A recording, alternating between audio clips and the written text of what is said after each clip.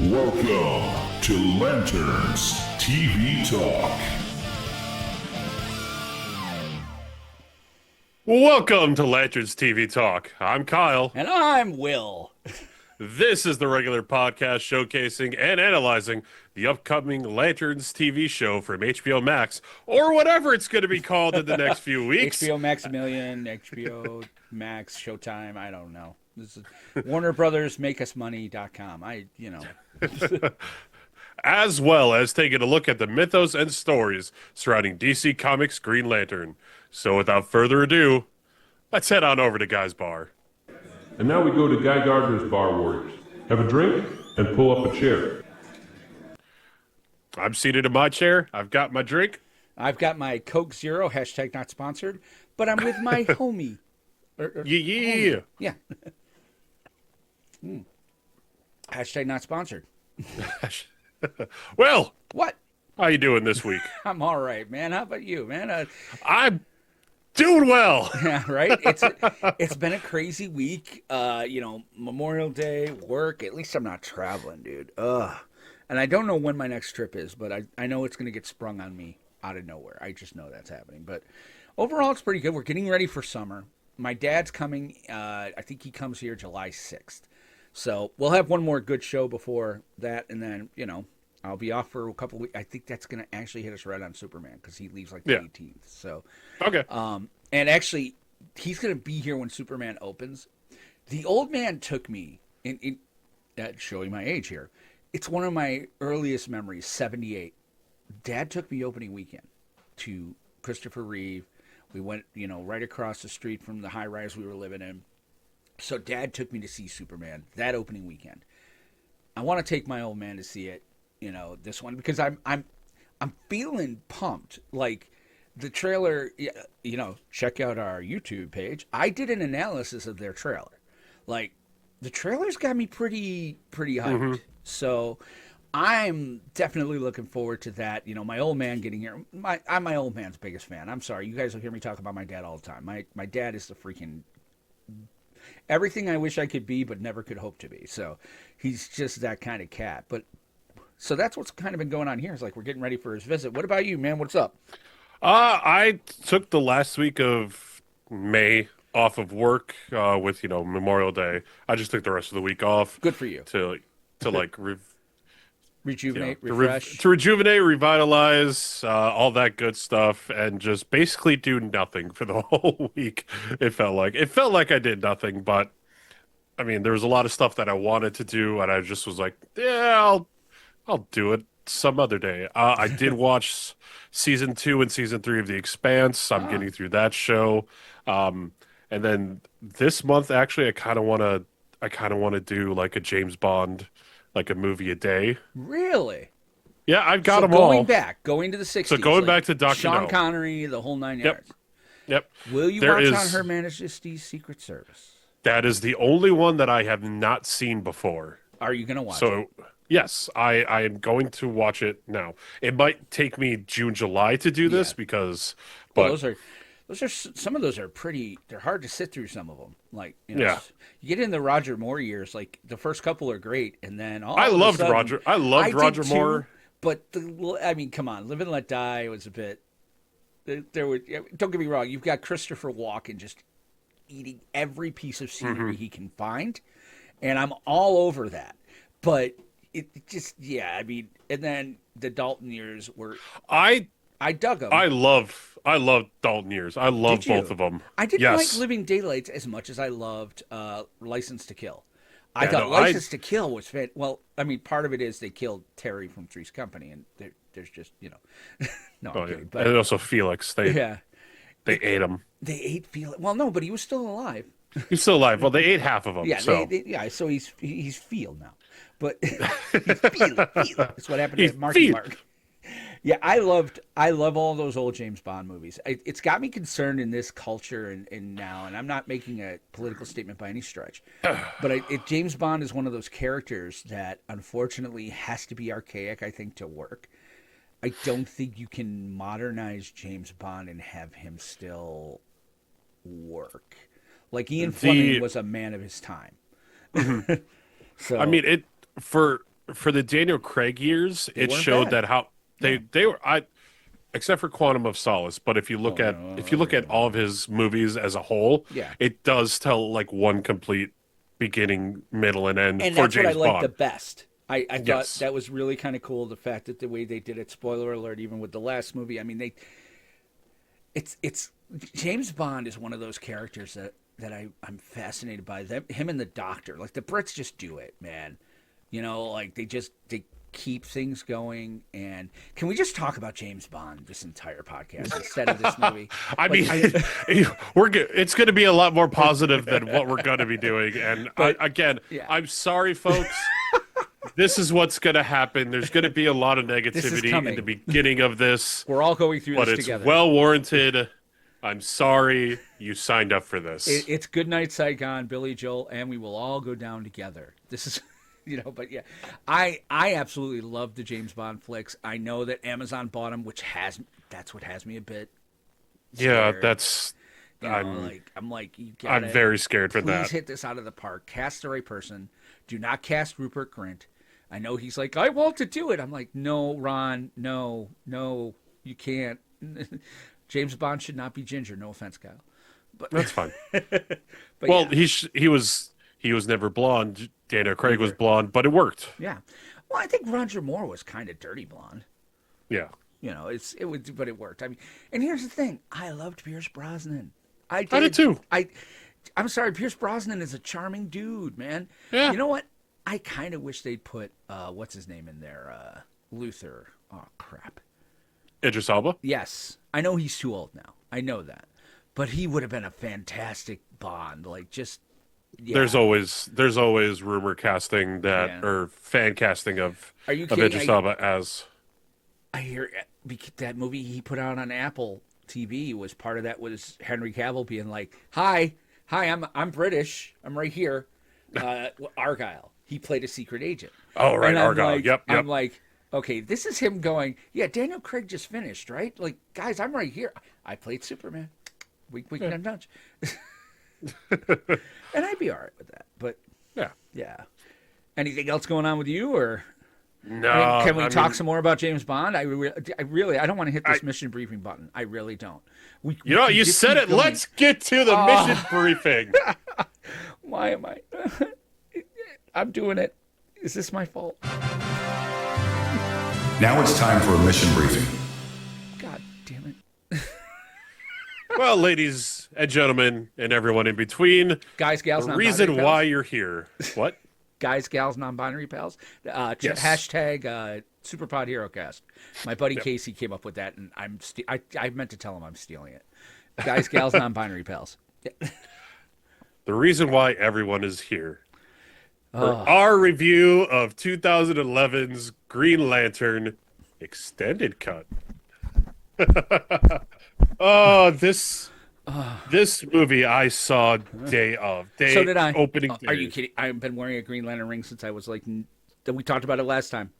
I was there. I was going to be there opening day. It was Star Wars to me. It was so hopeful. I saw X-Men First Class in the morning. Yep. And I saw Green Lantern at night. Spoiler to the end. My friend walked out of Green Lantern. Did he really? Okay. Yeah. He walked out and he just put a giant middle finger to the screen. Wow. Okay. Yeah, That's a review. You should have made him watch it with you this time. Oh, I Let's told see him how about it felt it. on you.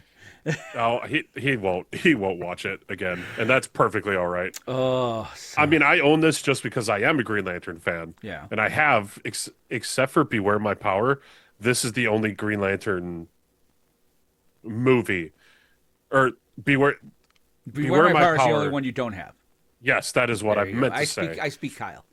Yeah. I'll be here translating for Kyle for the rest of the podcast. Well, let's talk about Green Lantern 21. IMDb says reckless test pilot Hal Jordan is granted an alien ring that bestows him with otherworldly powers that inducts him into an intergalactic police force, the Green Lantern Corps. And that's it. That's the whole movie. Let's just leave. Nothing else happens. There's no love story. Good night. There's no bad villain. There's nothing. And here, it started out. We'll talk about it. We should give credits. The director, Yep. Martin Campbell, not a horrible guy. I've seen some of his stuff. I don't think he did much after this. I know. I think he's had a bit of a career. It's written by, and I don't believe this. He did Casino Royale. He did before Casino this. Royale. Okay, yeah. So Going back to James Bond. yeah. Oh, he also did Did he also GoldenEye. Going back to James Bond. Didn't he do Quantum too? I think he also did Quantum of Solace. And I think that after this and Quantum, where they were like, you know what, Martin, you might need to show yourself out for a while. I think you need to stop. Just Double check that though. I don't want to. Yeah. Was he Quantum? Find out if he was Quantum. But yeah, directed by Martin Campbell. It was written by, it says, Greg Berlanti, Michael Green, and Mark Guggenheim. But I'm going to go out on a limb here and say there was a hell of a lot more cooks in that kitchen. That just. Oh, it was not. He did not direct Quantum of okay. Solace. Well, it's Mark Foster. And then it starred Ryan Reynolds, Blake Lively, and Peter Sarsgaard. And Stellan immediately disowned him after that. No. Also, Mark Strong, Oh, Angela Bassett, yeah. Tim I mean, Robbins. there's the bones are there. The Yeah. bones were here. The bones were here for a very good movie. You had the right people in the right. Well, almost. Spoiler alert for one of my issues with this. You had almost the entire right people you wanted for these roles. I think, Mark Strong, I hate that he's not our Sinestro. I think he could have been. But Mark Strong, he's really good at all of that. Like, he was the best part of Kick-Ass. He was one of the best parts of Kingsman. Like, I don't think I've ever seen Mark Strong in something I didn't go, wow. And by the way, every role was different. As much as he was, as much as he has a type, like villain-wise, his role in Kick-Ass and his role in this, totally, believable. This was the first of 3 DC characters that Mark Strong would go on to play. He's played Sinestro. Yes. He's played the villain in Shazam. Oh, that's right, yeah. And he was recasted. He played Falcone in the Penguin TV series. Yeah, I still gotta watch that. It's tough because Please do. the Batman movie. What's wrong with it? Let's not talk about it because I enjoy it for most of it. But we're going to talk about it even worse. You see what I'm doing here? I'm trying to get us on other topics, man. There's a Well, reason I I'm mean, not Rotten saying Tomatoes, the audience were very mid on this, 3 out of 5. I think that's because, like I said, I think the bones are there. Listen, Taika Waititi's in this movie. Like, it was like his first time, like, anywhere. I keep forgetting that Taika Waititi is in this movie because he doesn't look like Taika Waititi at all. He doesn't, and he does. And I mean, I'm kind of glad they did what they did. Don't get me wrong. Like, going back to the comics, Tom is because I listened to another podcast and they're like, well, why is he there? Tom is a major part of Hal's origin. But there are problems. If you go back and read the old comics, which I have been on DC Infinity, because I wanted to kind of get back into the swing of things of where these guys come from, there are issues. Tom is written very racially in the early days. They called him because he's, I forget what you're supposed to call him because you can't call him Eskimos anymore, Inuwati or something. He's from Alaska. Hal used to call him, and I'm only doing this because of what he used to call him. Please don't think I'm endorsing this. Hal used to call Tom Pieface, or Pie, because Tom was in Eskimo and Eskimo pies, and that's how Hal remembered it. So if you read the old books, he keeps calling him Pie, and it's a problem. It's definitely a problem. And so I'm glad they brought Tom. Tom is a major character, and he was all the way through 86. After 86, they put him in that Millennium thing, and then he kind of went in the background. They keep him. He came back when they relaunched with Jeff Johns, but he was also background there too. He's just not. Yeah, because he was part of Secret Origin. Right. That story. Just not a lot of. I think it has mostly to do with it's hard to write him writing around what they did in the 60s. But I'm glad he was in this movie. And Taika, he was perfect. He was the perfect foil. His whole role in when you're writing a movie or TV show is Tom's role, and the reason they came up with sidekicks is they didn't want everything in soft balloons. If you have a sidekick or somebody who's in on the secret, it lets Hal talk to Tom and give information that the audience needs to know about the Green Lantern Corps, things of that nature. Tom can ask a question, Hal can answer. I get why Tom is there, and Takeo is freaking phenomenal at it. He was good. He was a good guy, and I'm really glad he has a career because other than Love and Thunder, I mean, he's been pretty great. He was fine in this. Honestly, anyone could have done this role for Tom. Probably. I think him and Ryan have a very no. I don't. I do and I don't. I think him and Ryan, and it's obviously something that went with Free Guy, and you know, like. They worked together. Deadpool and him. They had him and Deadpool do that like Korg bit, you know, like when Deadpool 2 was coming out or whatever. Like there is some. They work well together. I really did like the bond. It's one of the things I liked about it is the friendship between those two worked.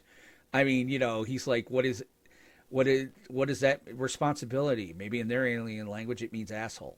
You know, I'm like there were bits that worked. Like I said, the bones were good. I think they had too many writers, and I really think they tried to they overreached. They dumbed it down, and they threw 3 villains in this basically without throwing 3 villains. Actually, 3.5 if you want to count Sinestro. You know, the fact is, they tried to do Parallax, which I feel if there was an edict, it was that. Parallax was huge at this point, 2011. Jeff Johns was a producer. I think he wanted to start introducing the emotional spectrum. You introduced Parallax. Problem was they didn't earn it. And they didn't do it correctly. No, not a bit. Then they introduced Hector Hammond, which he could have been his own villain. Hector Hammond, and we'll talk about that. Like, I got issues with how they did him. And then I think they tried to backdoor Krona. Like the Mad Guardian? Yep. No, like, they definitely they didn't did. call him Krona, but it was Krona. Like, I'm sitting there going, as somebody who's watching the lore, and that's just it. My wife last night, she's like, who's Krona? And I'm like, he's the Mad Guardian. And she's like, well, they don't tell us that. And I'm like, it's Krona. Like, they talked about the fact that they were do that? Was that War of the Green Lanterns? Was that New 52 where they brought him in? They brought him back in War of the Green Lanterns, or the first Lantern. Things that I think it was the first Lantern or something like that. It was War of the Green Lanterns. It was Krona. But here's the thing: Krona goes all the way back to the Silver Age. Krona is why the crisis happened. He's the actual tall Guardian. Well, because what it was this: in the old comics, the Malthusians, people from Maltus, they were regular height, and then what happened is over time they evolved, and the Guardians' head got bigger, and they started getting shorter, and Krona was exiled before they started getting to that point. But he was the reason the crisis happened, because Krona wanted to look at how the universe was created. They say that by viewing that, and he saw the hand reaching through, it introduced antimatter. The anti-monitor woke up, and all of a sudden now we have the crisis on Infinite Earths. Krona is huge, and he's a major part of GL mythos going all the way back. He's been redone and retconned. I don't even know what his real history is anymore. But that was the problem I had. I think because they tried to do Parallax, tie him to Krona, and then tie Hector to Parallax, it was too much, because Hector was never Parallax. You know, what did you think? I mean, is that their... The whole Parallax... We'll start with Parallax, the big bad. Yeah. With him being introduced in the late 80s? No, Parallax was not introduced until they did Rebirth. Well, he was introduced in 94 when they did GL50. They called Hal Parallax. Hal flew into the battery, made the battery explode. Big Daryl Banks drew a thing. He's standing like this. It says, and Hal Jordan is Parallax. That's... Yeah. I'm going with, okay, at that point, he's Parallax. He's got the yellow entity in him. But they didn't know that then. He was just a They didn't know it, but it's been retconned. Yes. But that's what I'm going with. Right. I'm going with it. And that's what Jeff Johns wrote. That's what he wanted. Right. It doesn't even look like the entity didn't even look like Parallax because they had the Guardian being infested with Right. the yellow fear entity.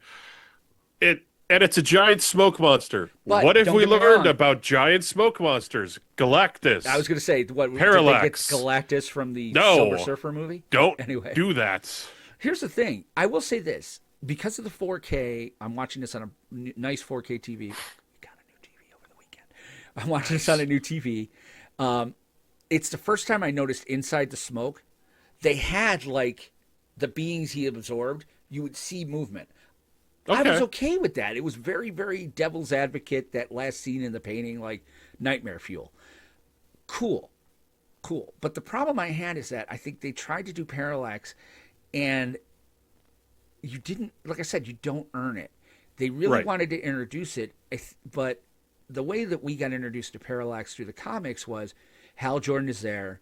Hal Jordan is our Green Lantern through 25 years. Hal Jordan becomes evil. They come up with this idea that Parallax is a fear entity to kind of retcon it. But it all had to do with Hal and Hal going bad. And again, we'll talk about this at the end of the movie, spoiler alert. They didn't earn that either. They didn't earn that, so they tried to introduce Parallax, but we don't care. Like, if you had Parallax infest Hal at the end of the movie, or infest Sinestro, then okay. Now we understand it, and now we've got at least a little bit of, you haven't earned us caring about these characters. I care about the character because I'm Will, and I've cared about Green Lantern most of my adult life. But my wife didn't understand that. Yeah, so to me, that was the problem. And again, they screwed Hector up. Bringing Hector in, he either didn't need to be a part of this, or he should have had his own movie, because Hector Hammond is incredibly cool.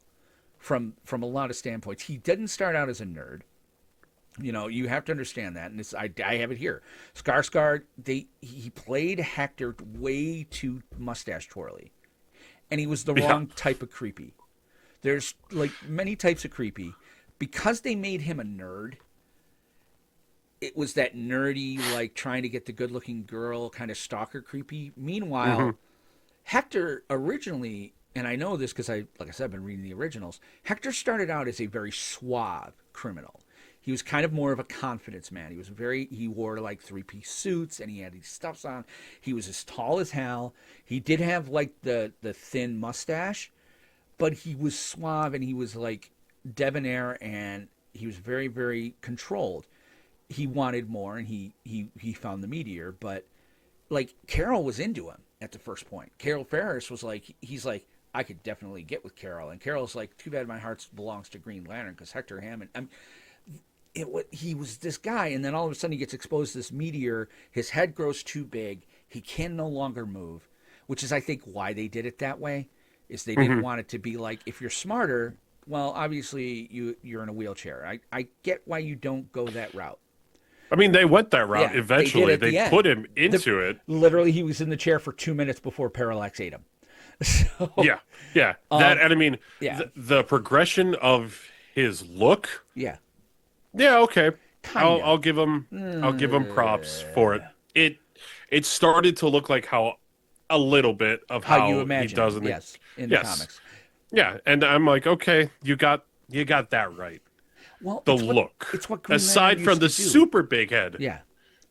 Right.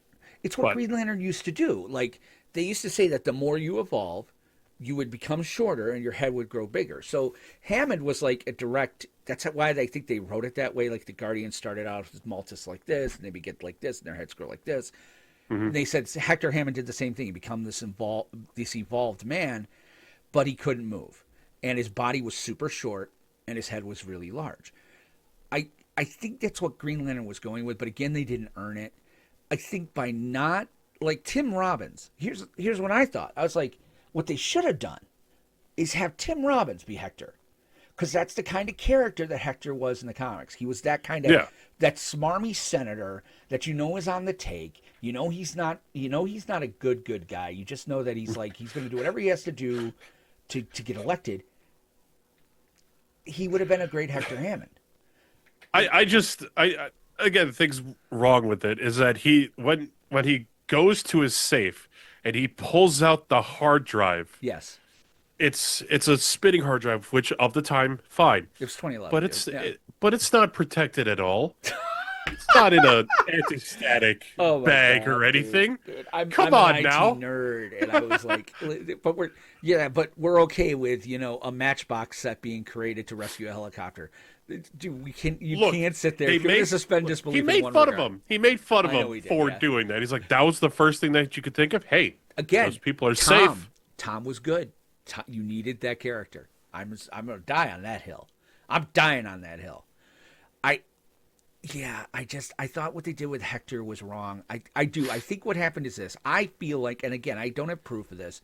I feel like there were too many writers. Whether it's Warner Brothers and DC having a say, is Warner. I am sure DC or Jeff Johns or somebody was like, look, the emotional spectrum is what we're dealing with in the comics right now. People coming over are going to want to read or see the emotional spectrums. Introduce Parallax. I mean, the fact that they were at Riot, okay, that's the Black Lantern homeworld. At first I thought it was Yosemite, so in the beginning where Parallax was held, that's where the Black Lantern came from. Geez, introduce Necron.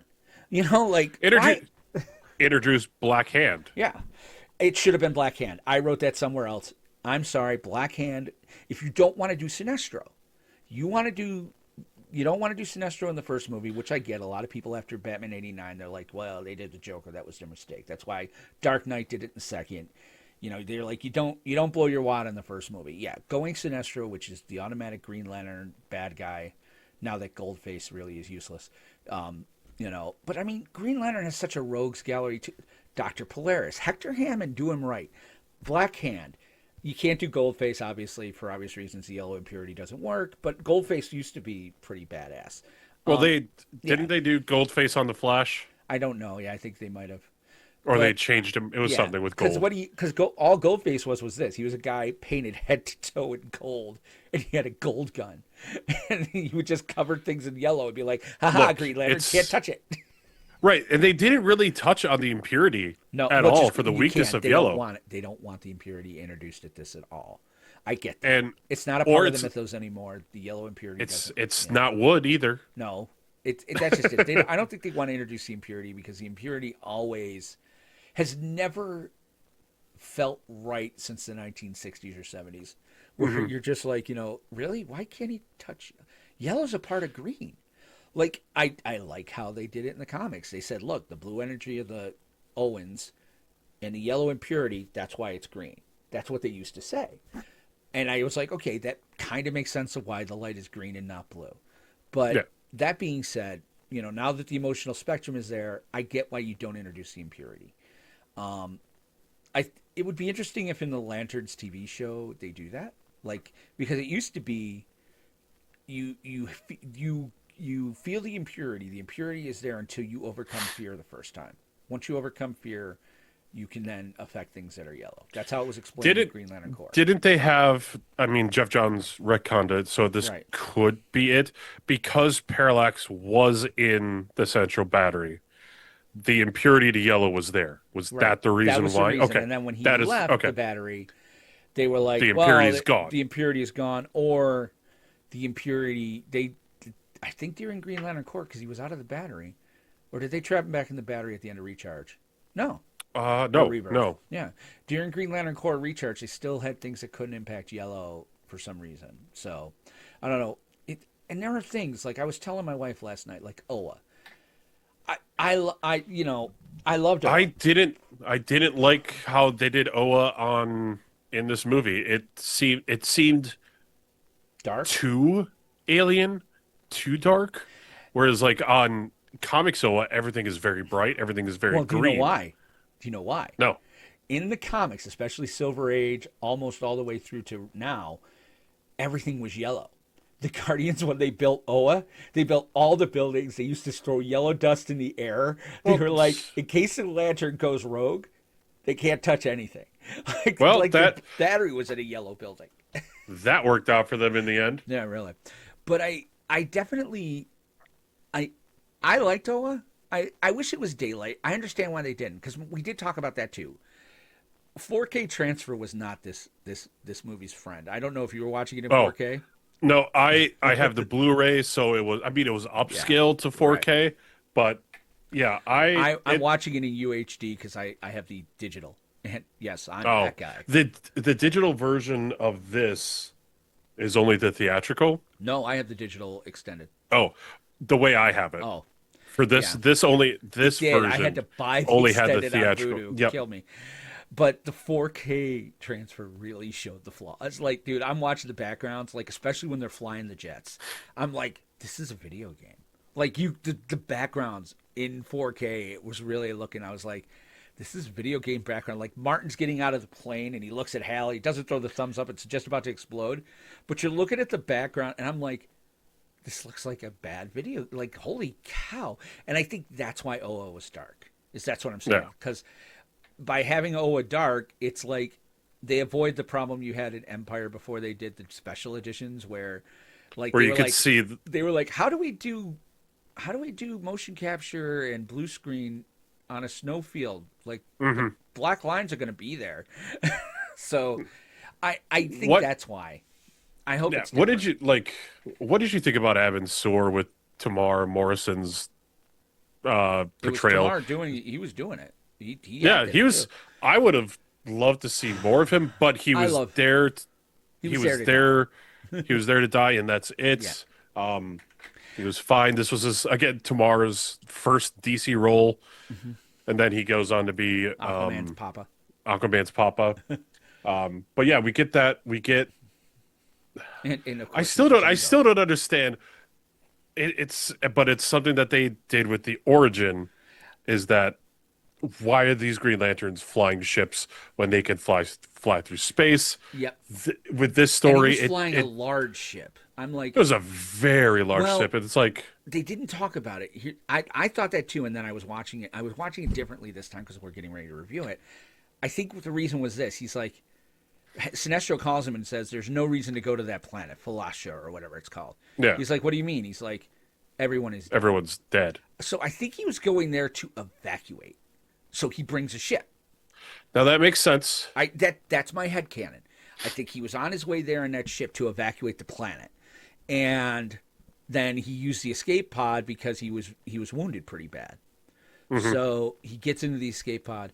And yeah, I had problems with how the origin was done. I've always loved the original, which is Hal gets grounded, which again happens in this movie. He gets grounded, and Carol's like, you could fly the simulators for a while and program the simulators to make the pilots better. So he's in a flightless simulator, and that flies away. And he's in that when Abin grabs him. You know what? I'm just going to get this out of the way. Reynolds was a horrible choice for this movie. Reynolds was a horrible choice to be Hal Jordan. Yes. If he was cast to be Guy Gardner, Right. Or even Kyle. much better choice. I'll give him Kyle. A A little too old for Kyle, but I would give him little Kyle. too old for Kyle, especially too white to be Kyle. It's hard because Kyle wasn't always Hispanic either, though. Yeah. Don't forget that. I mean, they kind of introduced that over time, and I'm glad. I'm all about that. But I yeah, no, definitely would have he's liked to see. I would have liked to see him. I don't even know if he would have been appropriate for Guy. It's a different type of swagger. And it's a that's different just type of it. swagger, but Ryan Reynolds as Ryan Reynolds, he is a Jokerish, not like Joker, but like Yeah. a joking kind of guy, and Guy is Not that though. Guy's kind of he's an asshole Joker.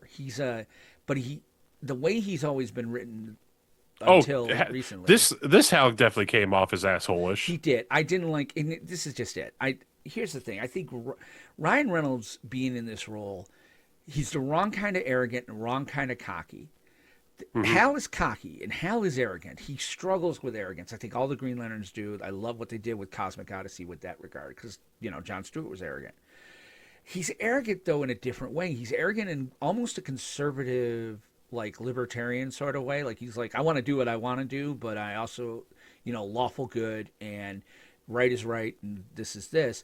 Hal Jordan is right is right guy. Like, there was a reason Green Lantern and Green Arrow worked, is you had the ultimate progressive kind of paired with the ultimate not conservative, that would have been Hawkman, but the middle of the road, paired with the cop, paired with the space cop.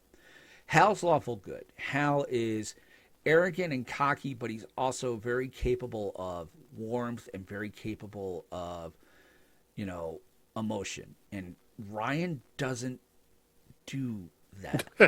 He really doesn't. He's got one lane. He's got the snarky friend. He's capable of having emotion, but he's very, he was not the right one. He can quip. Cal quips, but he's a lot more direct about it. And Ryan Reynolds was just Ryan Reynoldsing this up everywhere he went.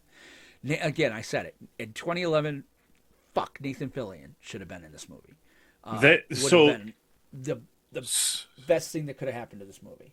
So he was on a short list to do it, along with Michael Fassbender, Henry Cavill, Chris Pine, Sam Worthington, John Hamm, Sebastian Stan, Bradley Cooper. John Hamm, that would have been a very interesting John Hamm would have been one. perfect casting.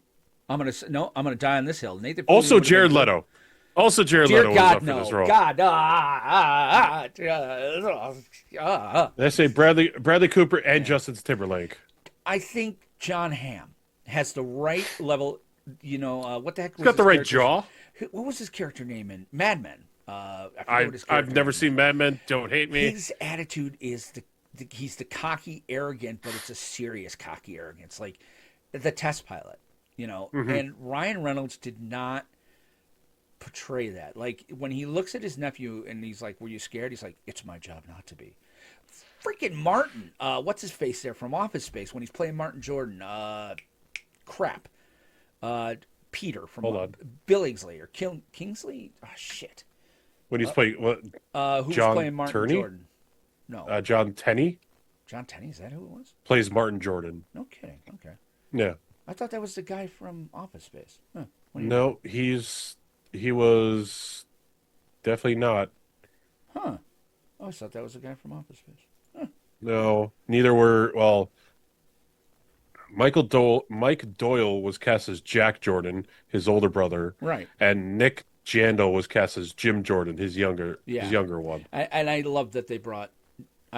I love that they brought the Jordan brothers in. I would have liked. I did too, because that was a great addition, especially for Sinestro Corps War. Right. Is that having that? Also, speaking of like Jordans and everything, right. Where did this movie take place? Coast City. Did it? It was supposed to be. They never said it. They never said it. The police cruiser never said it. It just said police. Right. There was not. It was on a coast. Right. But the one thing that is Hal's character is that it is his hometown of Coast City. Right. You at least put it up. We as nerds and lovers of Green Lantern know it's Coast City. Oh. Not everyone else knows it's Coast City. And okay. No, Martin Jordan was Behan in Tombstone. I just pulled up IMDb myself. Sorry, I'm still stuck on. I honestly thought it was Peter from Office Space. I was like, wow. Also, I mean, we also got this is the movie where Ryan Reynolds and Blake Lively met Mr. and Mrs. Reynolds, not our Mrs. Reynolds from Firefly. What did you think of her, Carol? What did you think of her, Carol? I actually loved it. I actually liked her as Carol. Like, Carol is that. Carol's this tough, no-nonsense, kind of like, she's good in the cockpit, but she's also good in the boardroom. They missed opportunities with this because, and I get it's the first movie, they didn't want to get into it. Like, there's nuance there. Carl wanted a son. Carl Ferris always wanted a son. So he treated Carol like his son. And so there's so much in there. Like, they did it, I think, in Secret Origins. That wasn't how it was in the beginning, but like that Carl was gone and Carol was running the business because Carl was sick. And Carl had never gotten over what happened to Martin Jordan. Like, there were some nuances they could have played there. I think Blake did fine. Like, I can see why her and Ryan got together. They did have chemistry. Again, though, Ryan Reynolds was the wrong damn choice. Exactly. I mean, it just, I thought everyone, I'm going to be honest, everyone but Ryan, I'm okay with. Even, well, Skarsgård, but, I definitely would have been all right with, or Sarsgaard, not Skarsgård. Yeah. I definitely would have rather seen him. They could have done something different with him. And again, he was too mustache twirly for his own good. But everybody else they cast was. I mean, forget about it. The Jeffrey Rush playing Jeffrey Rush as as Tomar-Ray. Yeah, and then I loved it. And Clark Duncan as Kilowog. I still hear that in my head when I. This read was Kilowog, one of his last ones before he passed. Right. And I don't know who they get now, but they got to have Kilo. And I would assume that's just it. In Lanterns, it's like you got to cast Kilowog, right? He's training a new Lantern. I hope that this isn't just for the Lanterns TV show. It's not just Hal, John, and Guy. It's not. And that's it. Yeah, I hope I it's gotta not. figure they're gonna do GLC. Here's the thing, and I mean we should probably wrap this up a bit. I'm just gonna say this: it's like, again, this movie felt like it was. They couldn't decide whether they wanted to go deep Green Lantern lore, or if they wanted to kind of keep it approachable for new fans. And what ended up happening was they kind of went halfway, and so everything suffered. Like I said, the Parallax and Krona and all that, there was enough there to keep me interested, but then you did it wrong. Like it's like if you're gonna go that deep into lore and you're gonna introduce somebody like Krona or, or the other GLs, like they could have stayed on Oa a whole lot longer, for my opinion. Well, you only got like 2 minutes of training with Kilowog. Right. That's it. Tomar-Ray had more training with Hal than Kilowog. Kilowog should have been the one training him a lot more. And then Mark Strong's Sinestro. Yes, more. I mean, I wanted more. You saw the butting heads, especially because Abin Sur was Sinestro's friend and everything. But something that I like, my mentality was, Green Lanterns die, people die. Right. It's just that Sinestro's a racist and he doesn't like humans. Right. Well, and it shows. And also, I mean, the whole of the Green Lantern Corps, they either don't know humans or they definitely look at humans as a lower species. They always kind of did that. That's kind of how a lot of writers explored racism, was how the Corps viewed. Even going, again, I'm reading the old issues, even going all the way back. Here's the thing. Sinestro, that's the last thing I'll bring up. Sinestro was a problem in that I liked that he was a Green Lantern. But him being like, okay, so this is an entity of fear. Well, let's the use green it. Power of will. Let's just all wear fear rings. It's like, no, that doesn't work. That flies in the face of Green Lanterns, period. Because again, they're all arrogant because they're all fearless, or they have the ability to overcome great fear. Sinestro being like, screw this, and the way he got the yellow ring, they blew it, because the original origin, and they've even done it since. The origin of Sinestro was one of the best Green Lanterns. After a while, they send Jordan to go to Kuragar to learn at Sinestro's feet. Jordan goes to Kuragar, and, well, actually in the original, the Guardians did. He was already a Yellow Lantern. But in Secret Origin and Emerald Dawn, I think, Jordan goes to Kuragar. Jordan sees the fascism that Sinestro is doing on his planet, and the Guardians find out, and they exile him to the Antimatter universe, and the Antimatter universe gives him a yellow ring. That's the origin. What they've done here is there is no reason for Sinestro to grab that yellow ring in the post-credit scene, spoiler alert, and put it on and go, hey, I'm now a Yellow Lantern. Like they again, didn't earn it. That if I'm gonna put 3 words onto what this thing was, the 3 words I would use to describe Green Lantern 2011, and my issue is they didn't earn it. Correct. They just didn't. I mean, again, I love what they did with the Corps. I love Mark Strong. I thought the constructs were really good. I thought the rest of the CGI was questionable. But and Carol again. The CGI suits. I would love to see a real suit, a real suit. Yeah. There's nothing with lanterns. I get, because it's a construct. Their suit is a construct. I get it. I miss the white It's not just On that. the- I missed the white. But I think what they did is this: the CGI and the way they did it, and the way they had the backgrounds. I think they tried to do a Star Wars thing, and they were on front of green screen a lot more than they weren't, even in the daylight hours. So you give him a CGI suit so that there isn't the black line around him standing in front of a green screen. I Yep. know why they did it. I can understand why. And again, you don't put the white gloves on him because it's going to show no matter how you do it. But it sucked. It sucked. The Yeah. Green Lantern suit sucked. The mask was The distracting. mask was very distracting, especially a domino mask like that They all on say that, anyone is very distracting. Right. It only works on Green Arrow because it's Robin Hood. It doesn't work on Green Arrow though. That's what I loved about Mia in when they did Quiver. She's like, "Wait a second, you don't even change your goatee. Like you're Green Arrow."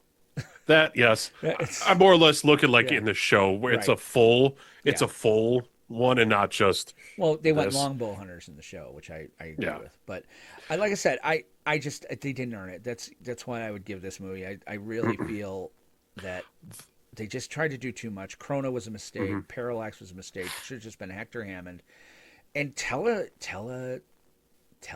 international espionage story with Hector Hammond and the contracts, and kind of keep it grounded on Earth, or go to Oa. Yeah. Or go to Oa and he tells a cosmic story, but they just couldn't decide what to do. Some things that I did like about this Yes. movie. There's not a lot. Carol's call sign is Sapphire, And her and on they her- had yeah, the yeah. Sapphire on there. Highball is That's Jordan's appropriate, yeah. call sign. That's great. That's where I'll end. Honestly, there was more to like. I mean, it was a tough watch last night. My wife, I actually loved it because my wife did, and here's what she said. She loved it. She says, "Well, I'm not a Green Lantern fan." She's like, what I know about him beyond this movie comes from you." She's like, "So for me, watching this, we had the same problem with Man of Steel." She's like, "For me, watching this, I got no problems." She's like, "It was a decent watch. So there were funny lines. Ryan Reynolds is, blah blah blah." And I'm like, "Okay, I can get that." I'll die on the hill that Man of Steel sucked, and her and I have had this fight. But yeah, so she enjoyed it. So I think that's why it's 3 out of 5 for IMDb or Rotten Tomatoes. Is some people dug it like it was a romp. I mean, some things I would have liked. There was a rumor like in a previous version of the script that you would have seen Guy Gardner and Clark Kent Superman with the ring looking over, or the green orb looking at them, thinking that these would be Right. the next prospect, but it then eventually came over to Hal. I would have liked to seen that. That would have I would expanded like the to see DC an universe expanded period, as yeah. well. It really, I mean, if from a technical and a non-comic mindset, not much is good about this movie. No. The cinematography is meh. Yep. The acting is Ryan on was par. wrong. Ryan was Ryan. The acting is you cast Ryan Reynolds in your movie. I would say that you got what you paid for with Ryan Reynolds. You did. Jeffrey Rush was probably the best part of this movie. I would say Mark Strong. Mark Strong? I would die on that hill. I think Sinestro, whenever Sinestro showed up, because the way that Mark Strong carried himself, again, go watch him in Kick-Ass. The way he carried himself in that movie, I am a senior Lantern, and every time he would go deal with the Guardians or anytime he would talk to the Corps, he acted like a person in charge. I'm a colonel in this military unit.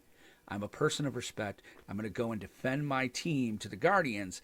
And I'm going to, and you know what? You're a Johnny-come-lately human who we have no idea what you're about. I think Mark Strong was the highlight. Like, I think he was perfectly cast. Yeah, the acting was meh. Well, the acting was exactly what if you had cast Jack Nicholson, it would have been just as nuanced for Jack Nicholson. You would have had Jack Nicholson as Green Lantern, so you would have been talking like this the whole movie, and that's what you pay Jack Nicholson to do.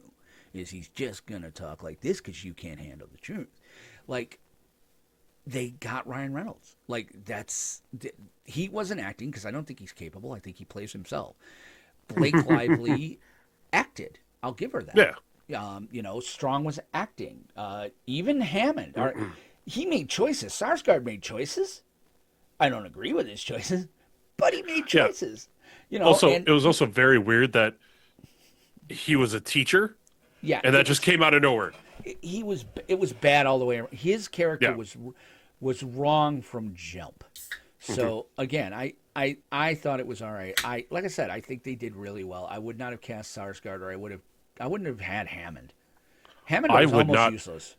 I would definitely not have Amanda Waller in here, and if she definitely had to be in here, bring Argus into it, and not just a government scientist. You have to introduce it. Like, you're starting from scratch.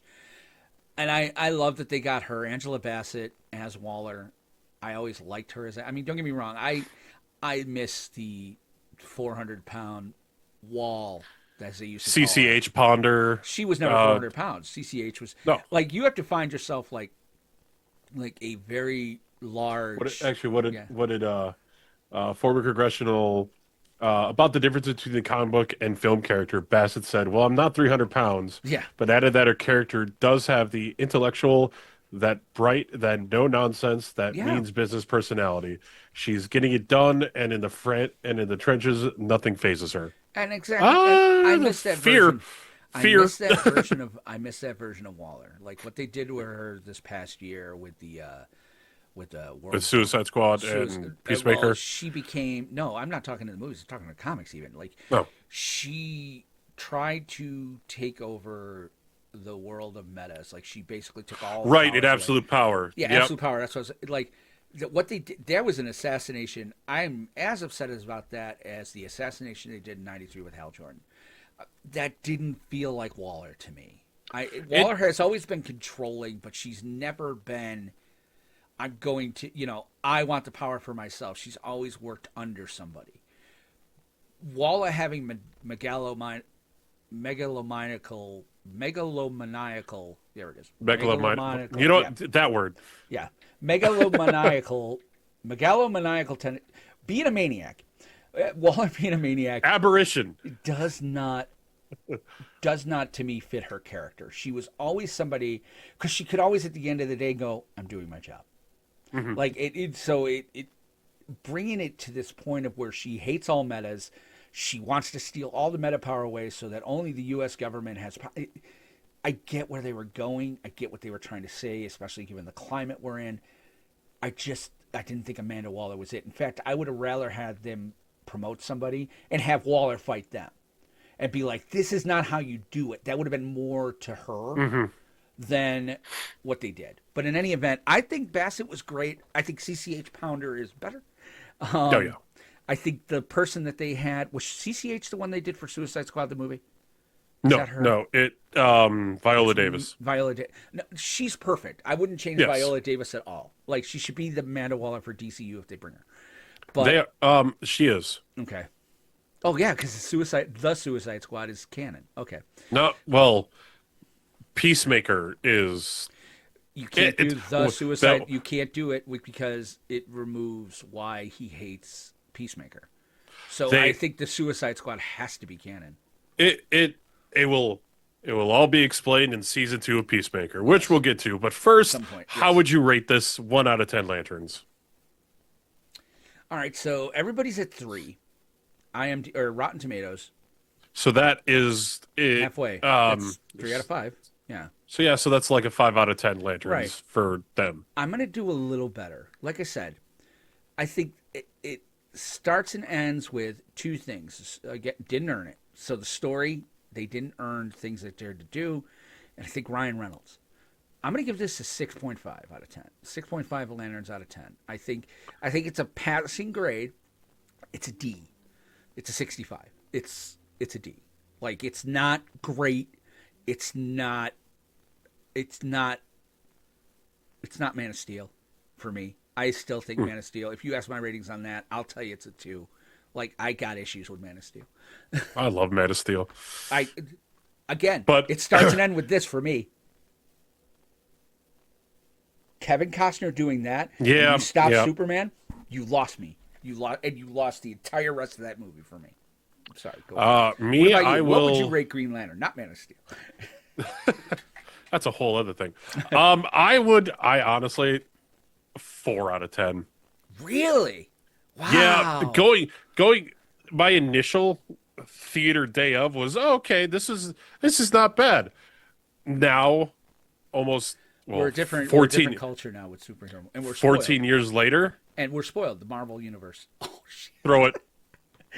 See, and I like the extended. I like the Martin story at the beginning because that's all part of the extended edition.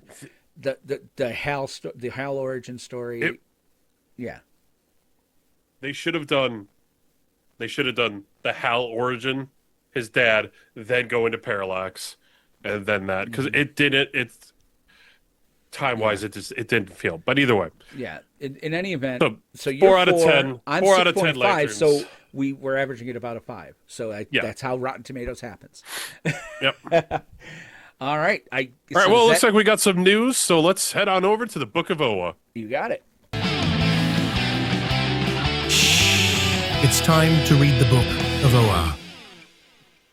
So All what right, is so the we got Book of some- Oa, Kyle?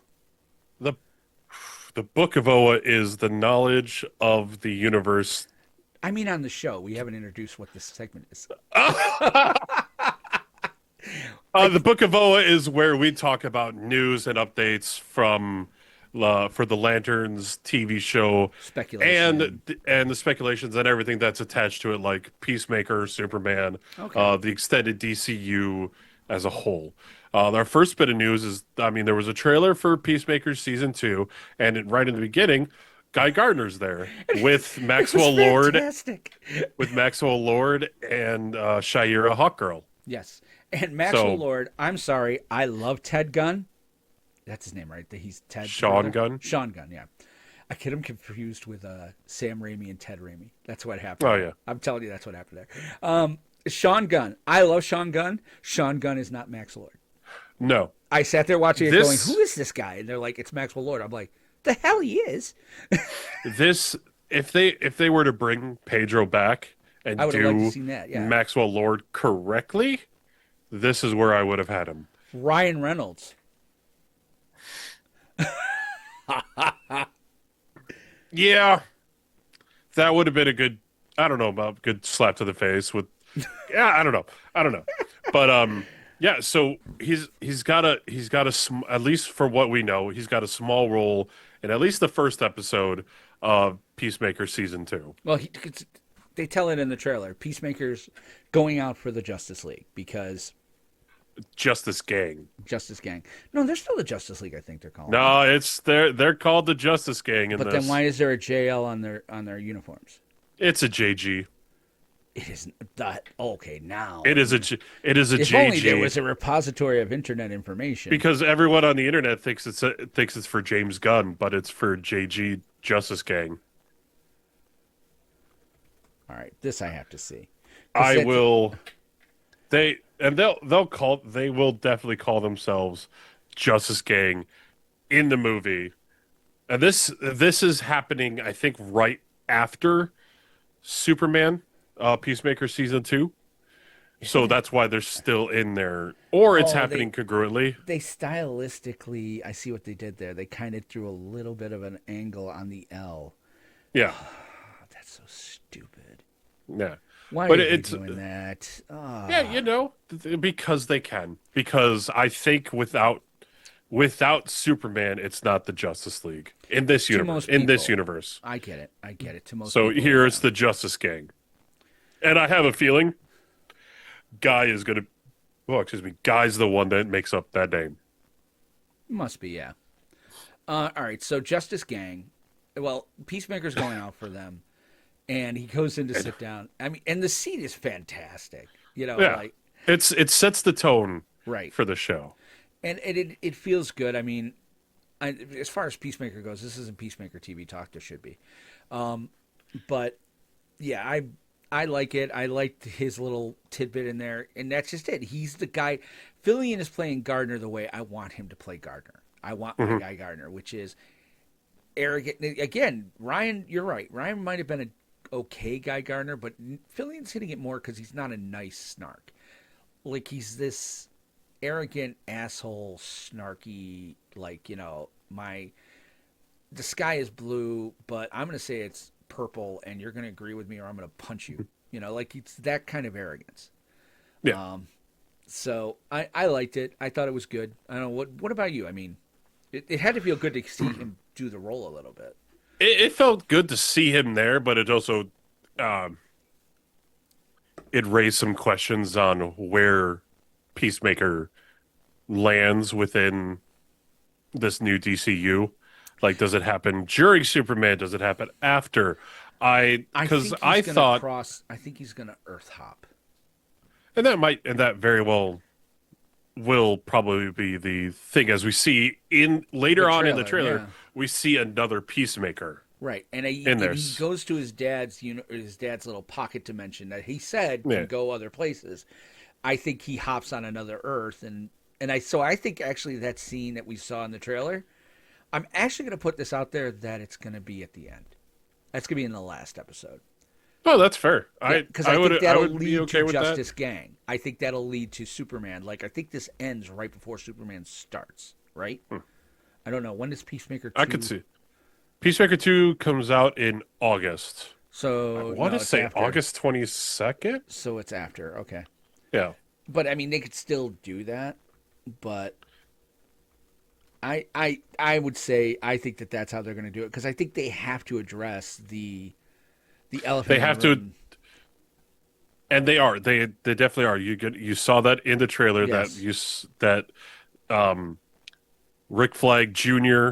his death by the hands of Peacemaker, and Rick Flag Sr., played by Frank Grillo, is going to be in there. Which I love. I love Frank Grillo anyway. So I mean, he's also going to be in Superman as and as the head of Argus, right? Because I think in between Creature Commando and Superman / Peacemaker season 2, he gets promoted to the head of Argus. Yeah. So I'm all for it. But yeah, that's great. Yeah. And then we got some new casting news for Legends. Dang it. For Lanterns. There it is again. There's one for Lanterns. Garrett, I'm going to mess this up. Garrett Dillahunt yes, as William Macon, and Jason Ritter as his son, Billy Macon. Yeah. So these names I have no familiarity with in the Green Lantern universe. Says that they're created for the show. For the show. I'm putting this out there. I'm putting my stamp on this right now, and I know I'm not alone, so it's not like I'm going to take credit for this. It's Black Hand. I think the Macon family name's a dodge. I think it's Hand. I think William Hand is one of the biggest GL villains outside Sinestro. I think he's a perfect Earthbound villain for them. I don't think they'll necessarily do the black ring. They might do the rod he used to carry that would suck green energy. But he always had problems with his family. He was a junior. So Garrett Dillahunt playing the head of the Hand mortuary or whatever it is, and his son Billy. Billy goes crazy. Jason Ritter can pull that off easy. I think I'm putting it out there right now. Billy Macon is Billy Hand. He's gonna be Black Hand. Yeah, I think that's it for me. Well, I mean, the whole reason why they are on Earth is for a suspicious death, right? And it's like a buddy cop. So that makes perfect sense in my mind. I think they're doing it for a lot of things. I think they're going to have a Hector Hammond type villain in here. I think Gunn is renaming, or the producers are renaming people to kind of give us that aura, because, like Doctor Who pulled one off yesterday. Not to ruin it for you, but that was so weird. But but in the credits, it's not named. I'll just be that. We don't want to spoil it for anybody, but yeah.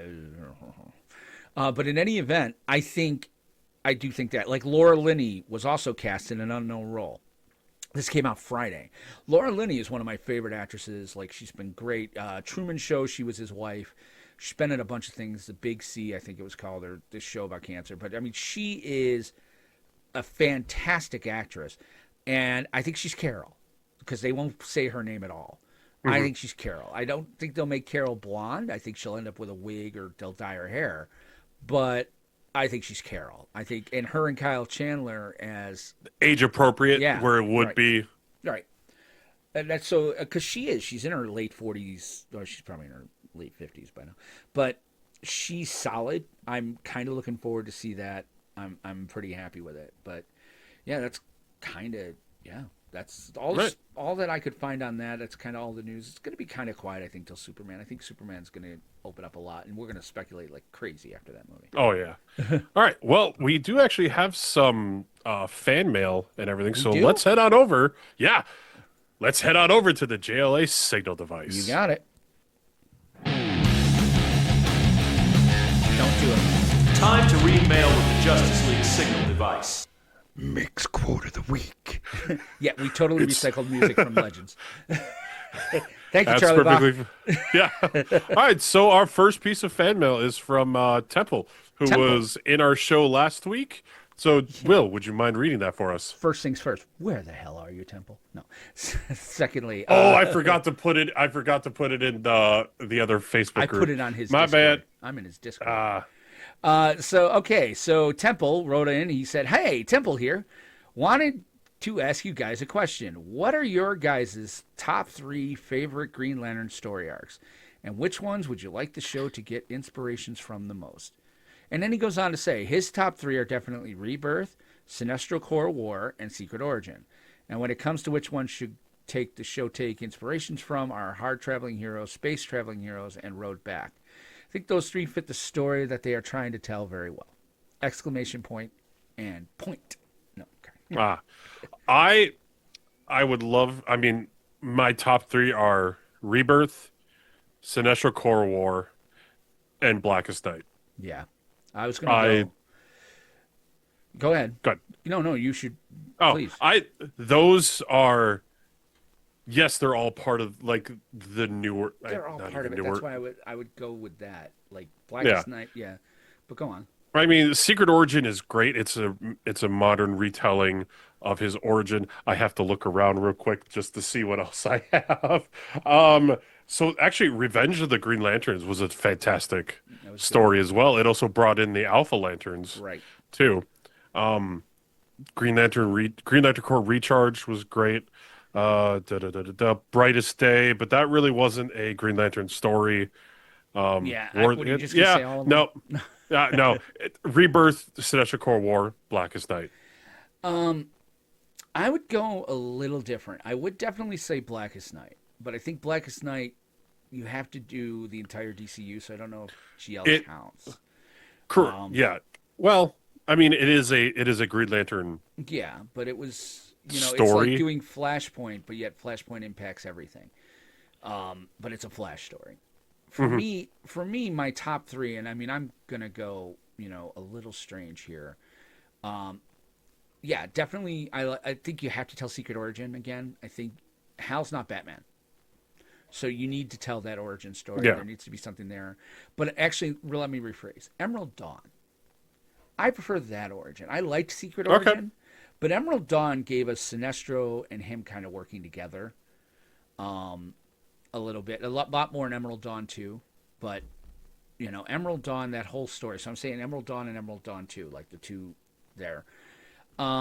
Secondarily to that, yes, absolutely. I think you have to do Twilight if you're going to do Rebirth. You can't do Twilight without Rebirth, or Rebirth without Twilight. So unfortunately, and again, I hate Emerald Twilight. I hate it. I can't stand it. I hate what they did. I like the idea. I hate what they did to Hal. Make it somebody else. If you're going to do Emerald Twilight, make it somebody else. And they destroy the core. Maybe Hal gets to keep his ring. Find a way to do it without making Hal the bad guy, and I'm in. And then Rebirth / Recharge kind of tells that story. It lets you kind of reset. I think those are the 3 I would do. I mean, a lot of you could handpick anything out of Jeff Johns after Rebirth all the way up through New 52 and the end of it. He had a hand on how to do things. So yeah, and as far as like take inspiration from, I think Hard Traveling Heroes is going to happen. I think they're doing Green Lantern and Green Arrow with John and Hal. I wouldn't be surprised. Yeah. I'd like to see that. I'm definitely okay with that. Yeah. I would definitely do. I'd like to see them take inspiration from, like I said, Emerald Dawn, or Secret Origins, or both. Like, marry the two. I understand that Emerald Dawn didn't have anything to do with the emotional spectrum, and it's hard to do it without it now. And other than that, take it from Blackest Night. Like, let's and what I mean by that is the road to the Blackest Night. Like, there was so much foreshadowing, and the way they had to introduce all the different cores and their colors, and leading to Blackest Night. Draw that inspiration from there. That would be cool to see. So that was his email. That's actually how I read Blackest Night. I was like, oh, Blackest Night's a thing. Oh, but where do these characters come from? Where do these other cores come from? Going back to the Rage of the Red Lanterns, and then Agent Orange, and then you also got the you Blue start with Lanterns. Sinestro Corps War, and then it goes from there forward. Yeah, and it's because go ahead. And that's another thing about like Sinestro Corps War. You brought like with Coast City after it's been rebuilt, and everything, and it's a dead city. Right now, there's not a lot going on in there, and it's not until Sinestro Corps War when everyone starts to come back and revitalize that city, especially the Jordans. Right. Well, I mean, and that was the cool thing. I mean, I get what they were doing with the allusions to like Hiroshima and Nagasaki too. It's Hiroshima. It's Chernobyl. Like, oh my God, this horrible thing happened here. You know, and now the city's back. And I mean, they hand waved that in Rebirth. They were like, it showed up, and we really don't know how it happened. Crisis. Look over here. Look over here. We have Hal. He's doing things. Yeah. So we also did have a comment on our Spotify. So podcast.lanternstvtalk.com. We'll take you to our Spotify page. And Daniel D, 12 days ago, he said, I think maybe Hal having the gray sides will just be a way to show his age in the show. I'm going to keep my fingers crossed. And I think he's talking in reference to us being like, a little nervous they're going to do Parallax. I'm still really freaking nervous they're going to do Parallax. Again, and this is the problem I have with Green Lantern, is we can tie it all up with a little bow. Earn it. You didn't earn Parallax in that movie. Yes. Do it here and earn it, but please choose somebody else. You know, like, please stop doing this shit to Hal. But yeah, that was kind of it. So listen, guys, if you want to send in an email, you can email us. Anything you send, we'll probably read. Podcast@lanternstvtalk.com. And also podcast@lanternstvtalk.com is our email address. To leave a comment on our podcast, you can go to podcast.lanternstvtalk.com. And that'll take you to the Spotify page or iTunes or anywhere else. We'll try to find them. So, yeah, but I guess, is that everything from the Signal device? That's everything for the Signal device. So it's only one thing left. Yeah, it's one thing left. So let's go to the oath. Get to the oath. All right, you're the boss. So I don't think I have a bumper for the oath yet. Well, I have background music. Here you go. There you go. We're in the oath. Yeah. Well, before we take the oath, we want to remind you how to find us. Just like Will said, while we're out and about in the sectors, you can join our conversation on our Discord. Open your browser to discord.lanternstvtalk.com. He got it right, join folks. the discussion. And as Will said earlier, you can also email us at podcast@lanternstvtalk.com. Yes, and you can find me streaming on Twitch from time to time. Games like Marvel Snap, Star Wars Galaxies, or Minecraft, where I'm doing Fancraft. I just built an Enterprise. Aha! The SMP server with a bunch of other TV Talk people. Kyle's a part of that, not that he ever logs in. You can check me out at twitch.tv/oldmangamerny. You can also you can follow me personally on Instagram at KyleCrosby89. You can also follow us, Lanterns TV Talk, on air at Lanterns TV. Right. And our YouTube page, by the way, is, if you want to watch us record this live and make fools of ourselves, youtube.com/@Lanterns TV Talk. Why does it say HBO? Okay. Along with some other sources, the primary music for our show is provided by our good friend Charlie Bach. You can find more of his music at soundcloud.com/ Charlie Bach. That's B-O-C-K. So for Will, this is Kyle saying, we'll see you next time as we explore a much better origin film, Green Lantern First Flight. Take care, guys. Bye. Blackest night, no evil shall escape my sight. Let those who worship evil's might